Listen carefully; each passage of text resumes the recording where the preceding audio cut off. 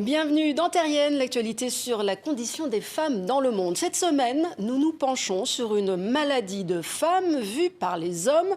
Voilà plutôt comment, dans la mémoire collective, l'on pourrait encore aujourd'hui présenter l'hystérie, ce trouble mental devenu insulte, essentiellement réservé aux femmes.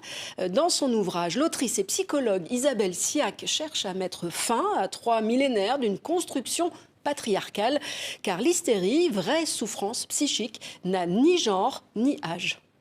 Ça vient de très loin parce que l'hystérie, dès le départ, c'est une maladie des femmes qui est mise sur le compte de l'utérus, d'où le mot hystérie. On parle de 5e siècle avant Jésus-Christ. Et en fait, parce que les médecins hommes de l'époque ne savent absolument pas comment ça se passe, enfin, comment la reproduction fonctionne. Et donc, ils constatent chez les femmes un certain type de symptômes qu'ils ne savent pas expliquer et ils mettent ça sur le compte de l'utérus. Bon, alors de là, en fait, ça devient aussi la sexualité féminine. Alors, il y a, en gros, soit on les guérit en leur assurant une sexualité active, soit au contraire par l'abstinence. Enfin, du coup, la sexualité est tout de suite mise en jeu. Et c'est une façon, en fait, finalement, de contrôler la reproduction. Et en fait, ce qui ne fait que, évidemment, alimenter la frustration des femmes. Et ainsi donc, au fil de l'histoire, toutes les femmes étaient potentiellement hystériques. Parmi elles, de grandes figures comme Marilyn Monroe, Lady Di ou encore Marie-Antoinette.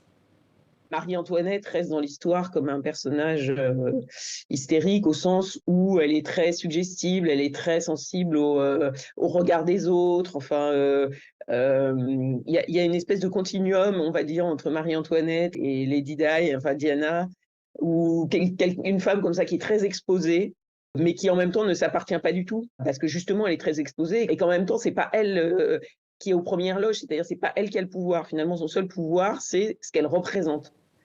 Et aujourd'hui encore, on dit d'un homme qu'il est en colère quand une femme, elle, est hystérique. La colère, évidemment, étant bien plus digne que l'hystérie, mais les hommes aussi ont leur part d'hystérie. Les hommes hystériques sont pas reconnus comme tels, c'est-à-dire que des hommes qui ont besoin d'être dans la séduction et qui se plaignent, on en connaît tous, voilà, c'est des gens qui sont frustrés, qui mettent leur corps en avant, qui sont dans la séduction comme ça, faute de mieux, on en connaît, hein. Mais c'est